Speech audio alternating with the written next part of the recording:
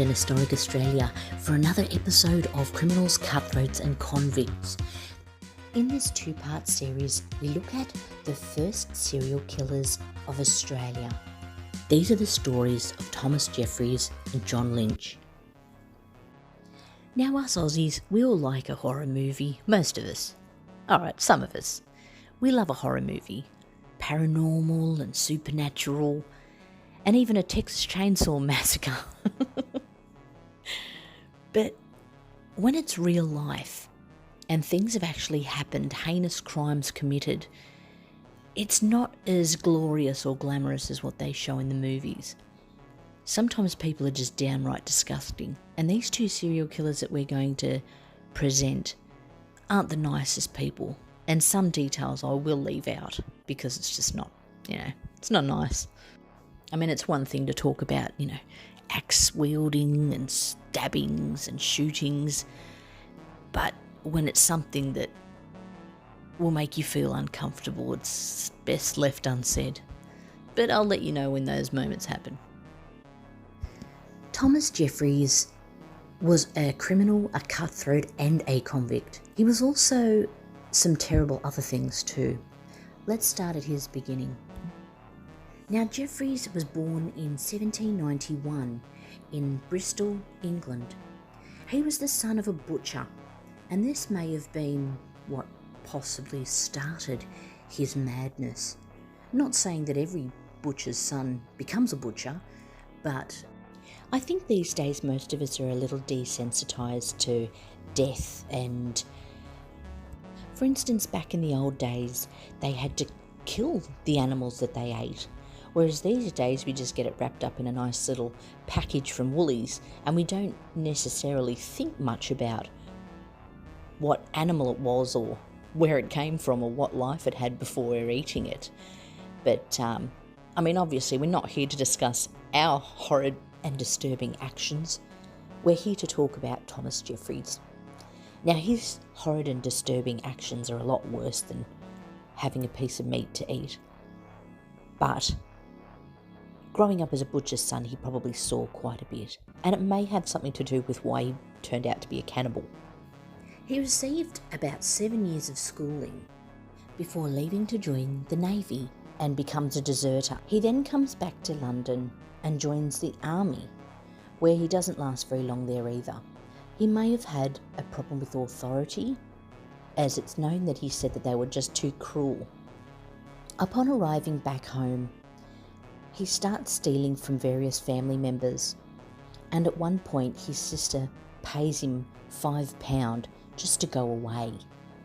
So even at this early stage, his family are either annoyed because he hasn't got a real job and doesn't stick to anything, or it could be just that his behaviour has already started to turn.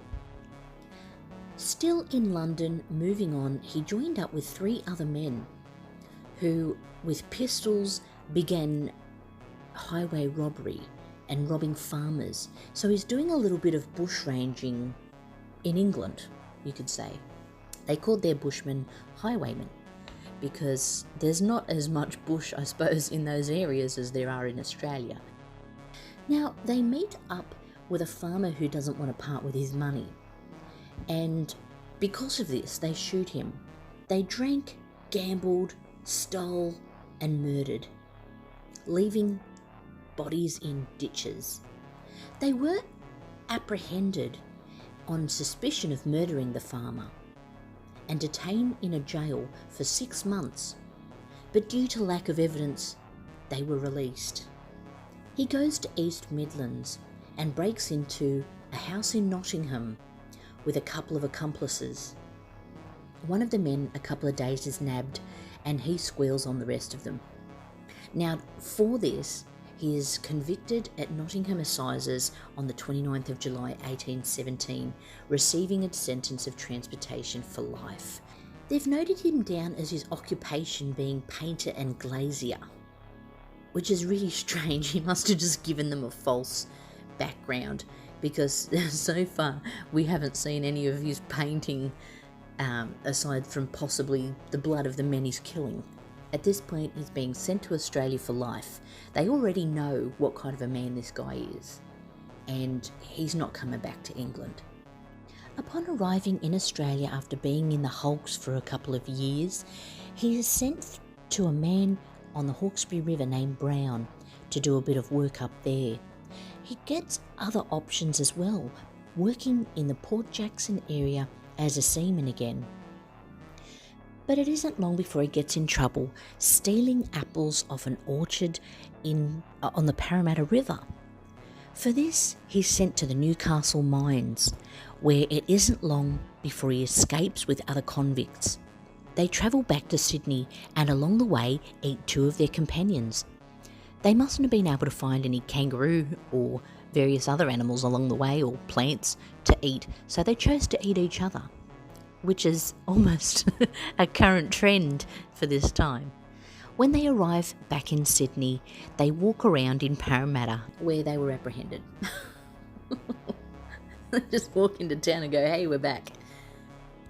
Being sick of seeing this guy in trouble all the time, John MacArthur sends him to Van Diemen's Land, to the hardened penal settlements there, hopefully to sort him out. Now, up until this time, he doesn't sound like too bad a bloke.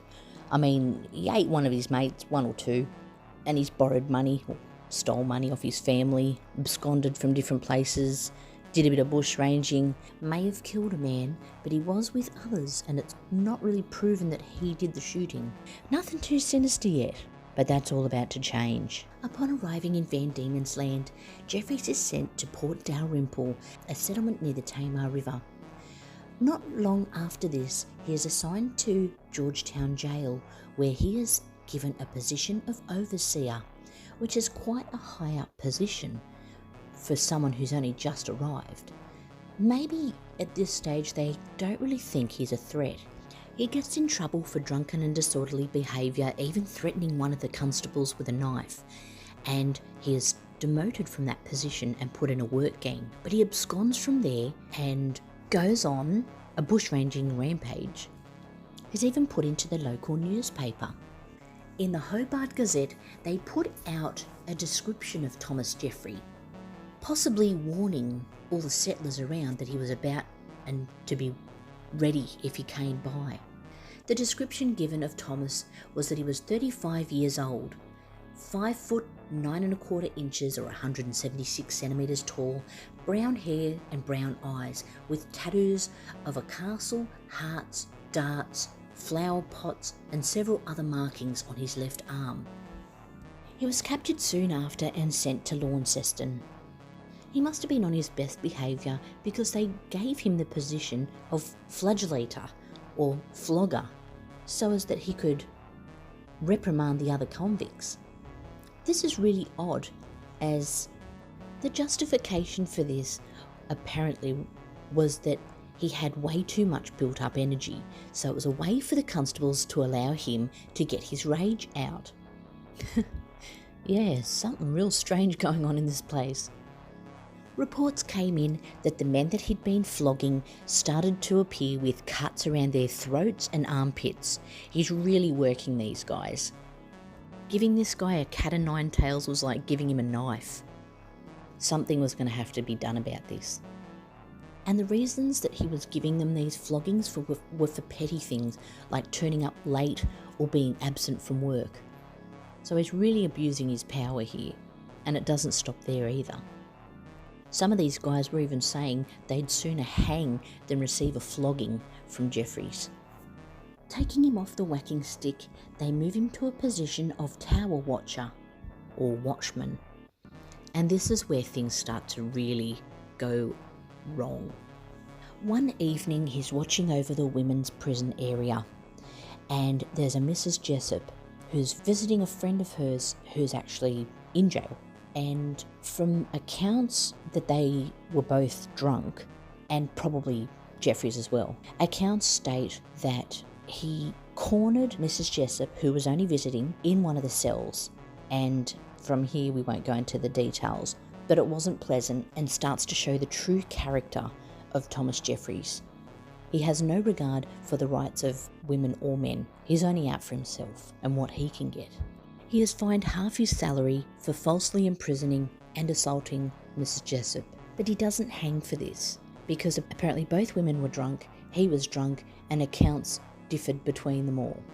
Although he was fined half his salary, he wasn't really reprimanded for this. This doesn't prevent him from doing it to other women under his watch. Something's really going wrong in Launceston Jail at this time. Soon he grows tired of his monstrous treatment of other convicts and the women convicts under his watch. As we find, he absconds with 3 other men. They return to being bushrangers, and Thomas Jeffries is on the run, and he's about to do something so heinous that he goes down in history as being Australia's first serial killer. Now, the men that Jeffries ran off with were John Perry, James Hopkins, and an Edward Russell. It was the night of the 11th of December 1825 and found themselves at Sutherland's Run. It was a property owned by James Sutherland, and it was a grazing farm located between Cressy and Campbelltown. When they arrived on the farm, they found an unoccupied tent where they got hold of some food and some rum, getting themselves really drunk. It was at this point that Hopkins left the group. After Hopkins left, the 3 remaining men got ready to leave the property, but a shot ran past them. They turned around to see 2 of James Sutherland's men. They opened fire, wounding one of the men on the leg. They reached the man and the other one had run off, and asking them why they'd shot them, they found that James Sutherland had other men looking out for the bushrangers, as word had got out from the jail that they'd absconded now, so they were trying to be heroes. This didn't earn the wounded man much help, as Edward Russell shot him dead. So this is the first killing from this group, and there would be more. They moved along to another farm where they held 2 captives overnight so as they could eat and drink. They released them in the next morning. It wasn't until they got to a farm owned by a John Tibbs. This is where it all unfolds. At the property they find one of the workmen, and they tie him up and get him to take them to where John Tibbs was. They made the workman call out for John Tibbs, in which John Tibbs came out, as well as his wife and 5-month-old child, John Jr. Now they tied them all up, as well as another man they found on the property.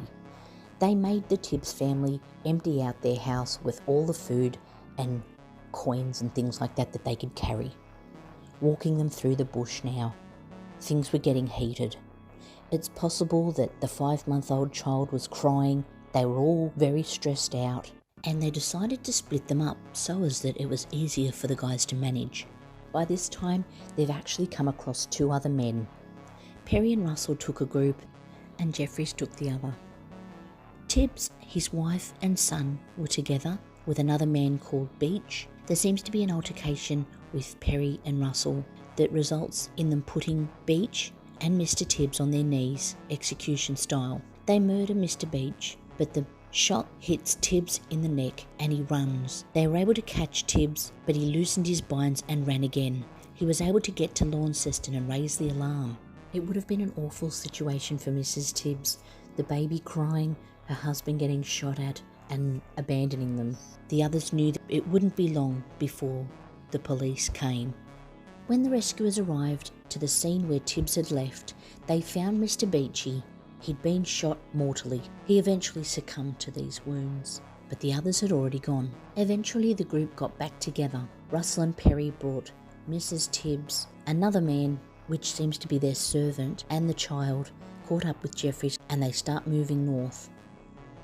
The baby must have been crying again, because we find that Jeffries takes the babe from his mother's arms. Russell and Jeffries walk off behind one of the barns, and the baby's not seen again until later.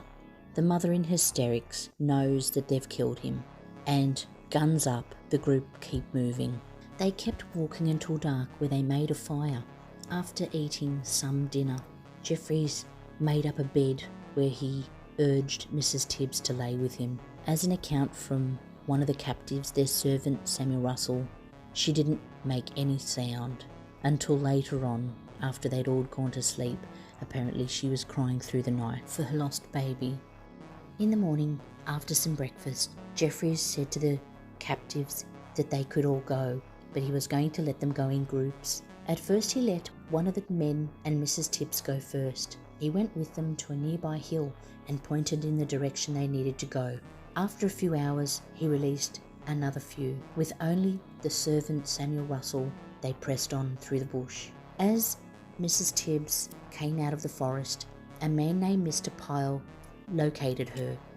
He stated that when she came out of the forest, her clothes had been torn to shreds and her legs were scratched up with blood oozing from them. The other man wasn't with her. She was alone, and he was able to obtain from her that these men had killed her baby. She didn't know where her husband was, and she was quite in a state of distraction.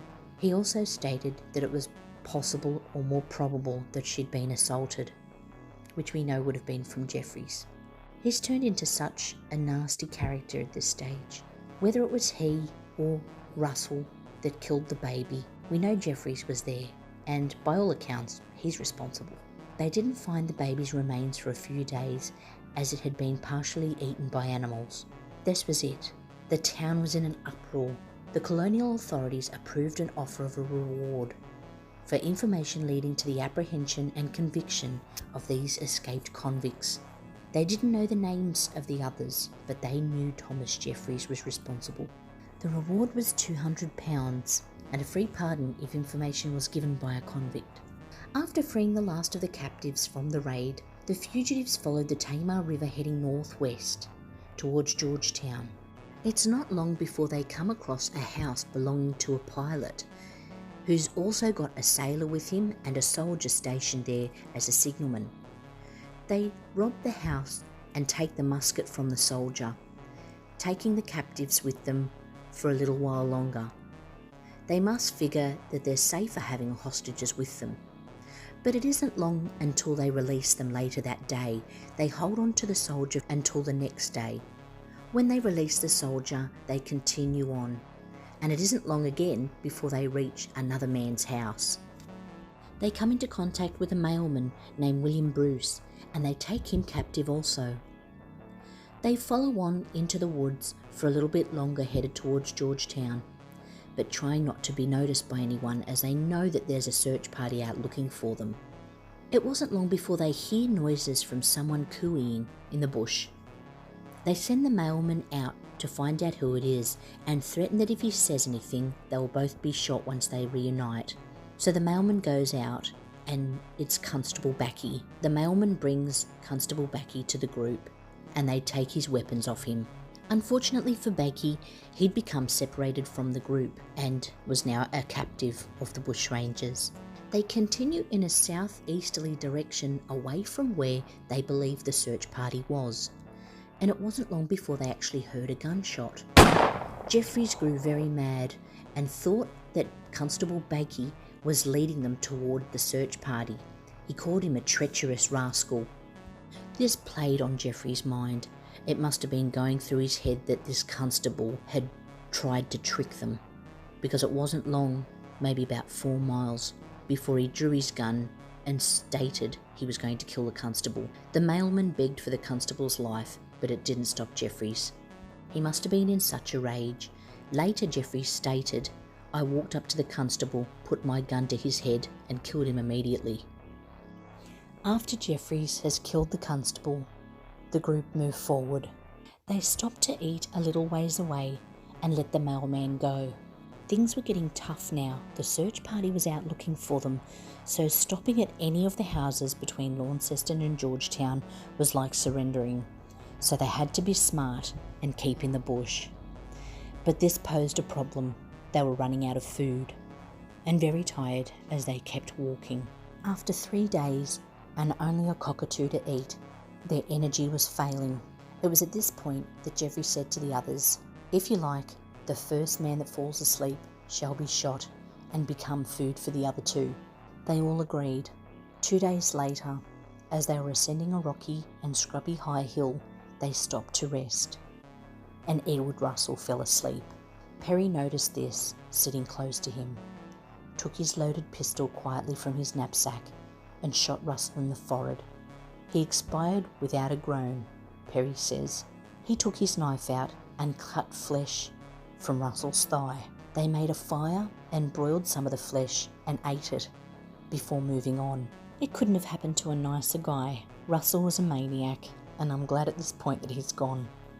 The meat from Russell served them for at least 2 days, but as we know with cannibals and walking all day, human flesh doesn't sustain them for very long. It was all going to come undone sooner or later. Soon they located a shepherd's hut and, being unoccupied, went in and helped themselves to some food. They searched around the property and they found him. He was happy to oblige and offered them the sheep, which they took with them when they left, and cut out steaks and things from the sheep, cooked them up over a fire and ate them.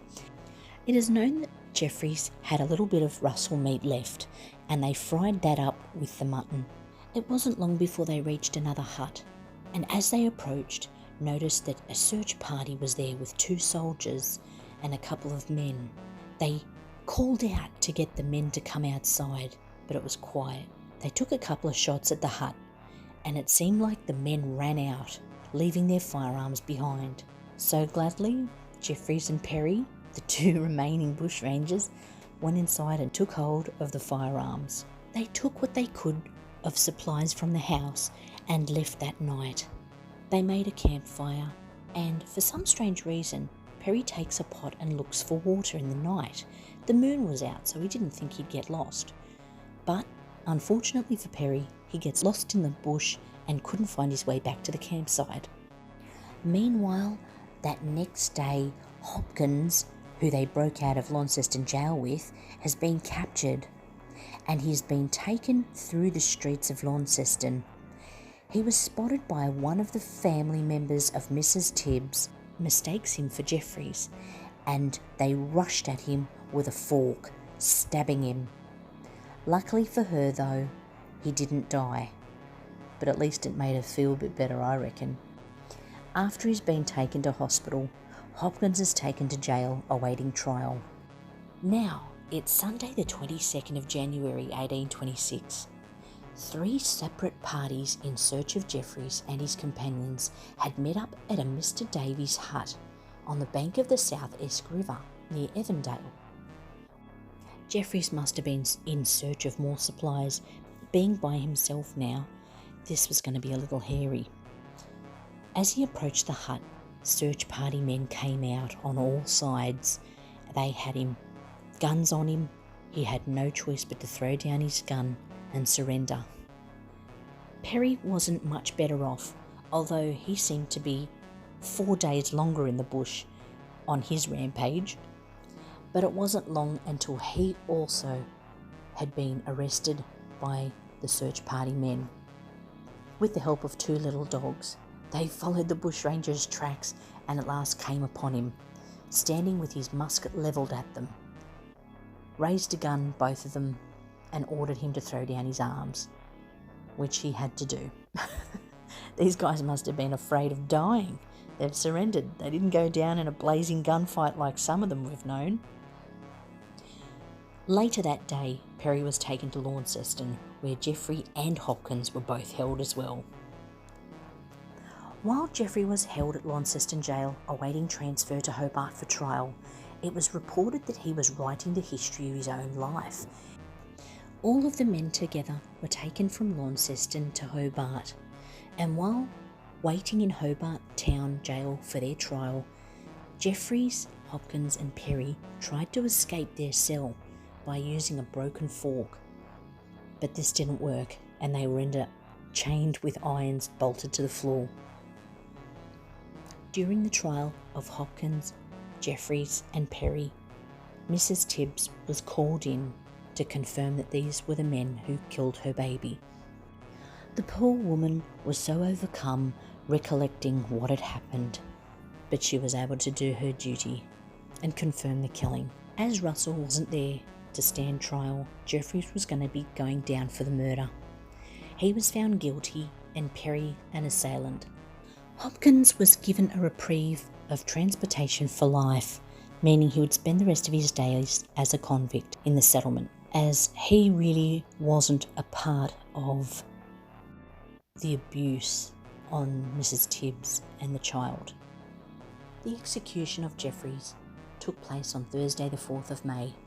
At 8 o'clock in the morning, they brought Jeffries out. Apparently, he had told the Reverend that to the abhorrent vice of drunkenness. So he's basically blamed all the wrongdoing on drunkenness. Nevertheless, Jeffries was hung, and when his body was taken down, they made a plaster of Paris cast of his face.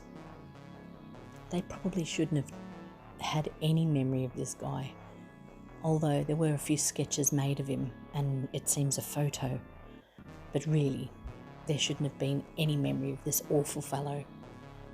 Thomas Jeffries couldn't have been a Van Diemen's demon, because Thomas Jeffries was the devil himself. Now, as usual, we've got way too much of a story to tell, so we've had to break this into 2 parts as well. The second part will be of John Lynch. John Lynch came a little later, not by much, but we have to share you his story as well. And that will be in part 2. Stay tuned for part 2 coming up, but we hope you enjoyed watching this episode on Thomas Jeffries, our first serial killer.